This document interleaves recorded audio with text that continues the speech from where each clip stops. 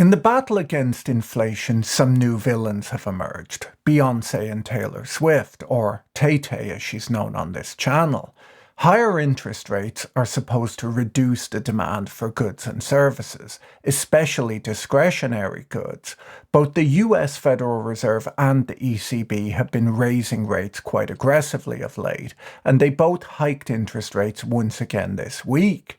US rates are now at the highest level in 22 years, and European rates are at their record high, matching the level they reached in 2001 when the ECB was trying to boost the value of the newly launched euro. So why, after a series of interest rate hikes and a surge in the price of essential goods like food and energy, are we seeing Taylor Swift's latest tour break records and Beyoncé stand accused of boosting the entire nation of Sweden's inflation rate during her two-night stay in Stockholm this May? Beyoncé's world tour, her first solo tour in 7 years, kicked off this May in Stockholm, and fans from around the world took advantage of the attractive exchange rate and flew in to buy tickets that worked out cheaper in Sweden than in the United States or Britain at the time. The type of ticket that would have cost $2,000 in the United States was going for around $200 in Stockholm. So Beyoncé fans, known as the Bayhive, flew to Sweden, booking up hotels and restaurants, leading to the Beyoncé blip. Fans allegedly booked up every hotel room for 40 miles around the concert venue. The country's CPI hit 9.7% that month, which was higher than expected, and a local economist announced that Beyoncé was responsible. That's right, Beyoncé stands accused of inflicting economic hardship on the people of Sweden. Bruce Springsteen, Elton John, Harry Styles, and Ed Sheeran are all embarking on major tours this year, with millions rushing to see the shows, even if the tickets, travel, and accommodation are very expensive. Taylor Swift fans, or Swifties as they're known, are expected to spend around $600 million on tickets for her current US tour, which, while a big number, is a small portion of overall US consumer spending. American consumers spent almost $7 trillion over an equivalent period last year. A lot of that most likely went on those huge water bottles that they carry everywhere. But music tours are a big business, but not that big. So do superstar tours really spur inflation? And if that is the case, should they be stopped for the good of humanity? Before we dig into that, let me tell you about today's video sponsor, Proton Mail. Most big tech companies who give you a free email address analyze your emails and use the information they collect to advertise to you on every other website you visit. With Proton Mail, your inbox is private by default and secured with end-to-end encryption and two-factor authentication. Only you and your intended recipients can read your emails. Based in Switzerland, Proton Mail is the world's largest secure email service, with 100 million customers worldwide. End-to-end encryption means your data is less vulnerable to potential data breaches because even Proton themselves don't have access to your encryption keys. Unlike big tech companies, Proton doesn't collect or monetize your data or fill your inbox with adverts. Their business model is based on protecting your privacy where you are the customer, not the product being sold to advertisers. You can use the free version of Proton or upgrade to a paid subscription to get advanced features and support the company's mission to make privacy the default online. Click the link in the description below to get started for free with Proton and secure your email with strong encryption. So does something need to be done to slow down the inflationary impact of major concert tours? Well, some people feel that it should. Tay-Tay is putting on 6 shows in Singapore next March. These are her only dates in Southeast Asia, and demand is very high.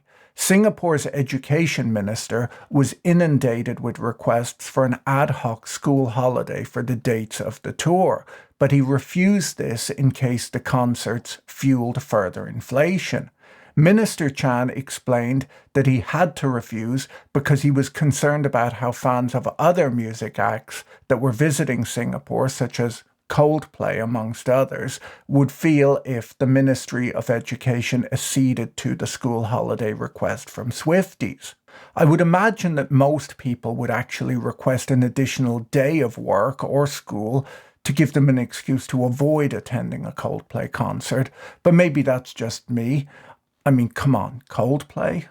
Economists are used to digging through what many would consider fairly dull data to try and understand what's going on in the global economy. And when they feel that Beyonce is not getting the treatment that she deserves, they sometimes jump to her defense, not unlike Kanye West. And as Kanye West would probably tell you, a badly timed defense of Beyonce can come off as an attack on Taylor Swift. Anyhow, analysts from Credit Sites, a research firm, compared hotels' revenue per available room for the stops on Tay-Tay's current tour to the average for the US's top 25 markets on those show dates. They found what they have named the T-Swift lift. The chart on screen shows the spike in revenue per available room for the dates of Tay-Tay's concert in Nashville, Tennessee. Nashville's hotel revenues per available room more than doubled from the same period the prior year. The chart on screen right now shows the size of the T-Swift lift for the different cities played on her tour, and the pop in Nashville is the most extreme. Cities like New York, Boston, and Las Vegas had much more muted reactions. They may simply be better able to handle big events like a Taylor Swift concert, but it's also worth noting that Tay-Tay got her start in Nashville and considers it her hometown, so fans might have been more excited to see her play Nashville than any other city. Credit Sites even found one hotel executive in their research who estimated that the Swifties would boost room revenues for the hotel by 1% for the entire year. So big events like this are helping the hospitality industry in the towns they visit. But does this mean that they're inflationary? Well, inflation is calculated from the change in prices of a basket of goods. In the United States, the BLS record the prices of around 80,000 items each month. Data on rents is gathered from around 50,000 landlords and tenants. The CPI-U, which is the consumer price index for all urban consumers, is the most widely cited inflation metric in the United States, but it's not the only version of the CPI being calculated. The basket of goods and services is supposed to represent a scientifically selected sample of the prices paid by consumers for goods and services purchased at a given point in time. The items sampled and their weights in the overall index are determined by the Consumer Expenditure Survey, which is carried out for the BLS by the Census Bureau. There are a number of other inflation statistics also being calculated, such as chain CPI, which aims to reflect how consumers alter their buying patterns in response to changes in relative prices. For example, they might buy more chicken if beef becomes more expensive. Concerts and hotel rooms are in the basket of goods being measured, but they have such a light weight that national inflation shouldn't be expected to jump as a result of a single event, unless it's on a huge scale. A spike in hotel room rates near a big event caused by a surge in demand might often be offset by a fall in costs elsewhere. A hotel far away from the event might see a dip in demand over a big concert weekend and lower room rates to attract customers. Additionally, fans who spend a large amount on a Taylor Swift concert ticket are likely to cut costs on other items, bringing down demand and, in theory, prices for those goods for a short time. In my last video on whether the luxury goods bubble is bursting, I mentioned that wealthy Americans appear to have switched from spending money on branded fashion goods and are instead spending more on travel and holidays. Since that video, LVMH reported what is described as a surprising drop in US sales this Tuesday, as its chief financial officer said aspirational customers are not shopping as much as they used to. It might be that their target customers spent their disposable income on Taylor Swift tickets rather than on a new outfit or handbag. Smaller countries like Sweden or Singapore might see a surge in demand when there's a big event, but they don't need to worry about inflation being driven by a Beyonce or Taylor Swift or even a Coldplay concert.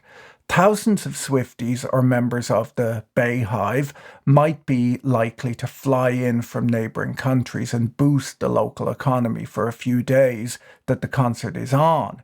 This additional demand is likely to temporarily push up hotel prices or make it difficult to get a table at popular restaurants. Locals might spend some of their savings too, money that they won't be spending in the future until their finances recover. James Pomeroy, an economist at HSBC, pointed out that while the month-on-month 8.7% increase in Swedish accommodation costs in May fits with the general Beyonce explanation, the cost of food, package holidays and pets nationally in Sweden were also to blame for the high annual figures. So while Beyonce may have caused a shock to 1 month's data, she is not the reason for inflation in Sweden being well above the central bank's target. Any negative economic effects that people might be worried about in such situations will usually be short-lived. When Swifties return to their homes, prices near the concert venue can be expected to fall. Hotels can't charge Swiftian rates once the event is over. In fact, the inflation rate might even look a little bit lower the following month until people's savings recover. So despite what you may have read in the press, tours are probably not something central bankers should worry too much about. So why have concert tickets become so expensive in recent years? The BBC reports that average ticket prices for big arena gigs have more than doubled since the late 1990s. Well, ever since music streaming replaced CD sales, the amount of income that artists and performers receive from their songs has fallen considerably. Because of this loss of income, musicians have had to switch to making most of their money from concerts, which means that ticket prices have gone up. The musicians aren't trying to take advantage of their audiences. It's just that historically a tour was viewed as a way to boost record or CD sales, while today it's the main source of income for a musician or band. You get to listen to the music online for free, but if you want to see it live, it's more expensive. The average cost to see Taylor Swift is $254 per ticket today. Because live performance has become a musician's main source of income, they're focusing much more on putting on great shows today. The shows that you attend today are much more professional than they were in the past, with better sound, better lighting, and better venues. All of this costs a lot of money. Today's musicians play fewer small venues than they used to.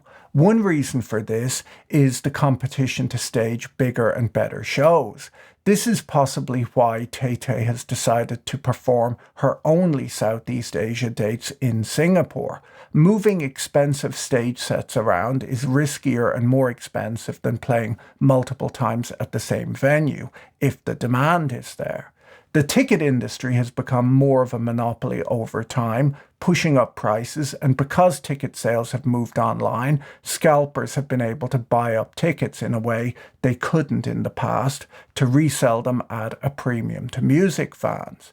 To combat this, ticket sellers have moved to a dynamic pricing model where prices rise and fall with demand. This can seem unfair to music fans, but it really just means that the price premium that people are willing to pay is going into the pocket of the artists rather than the ticket scalpers. The economics of live music may be changing a lot, but that probably shouldn't keep central bankers awake at night. If you enjoyed this video, you should watch my video on why central bankers don't care about rising home prices next. Don't forget to check out our sponsor Proton by clicking on the link in the description below. Have a great day and see you in the next video. Bye.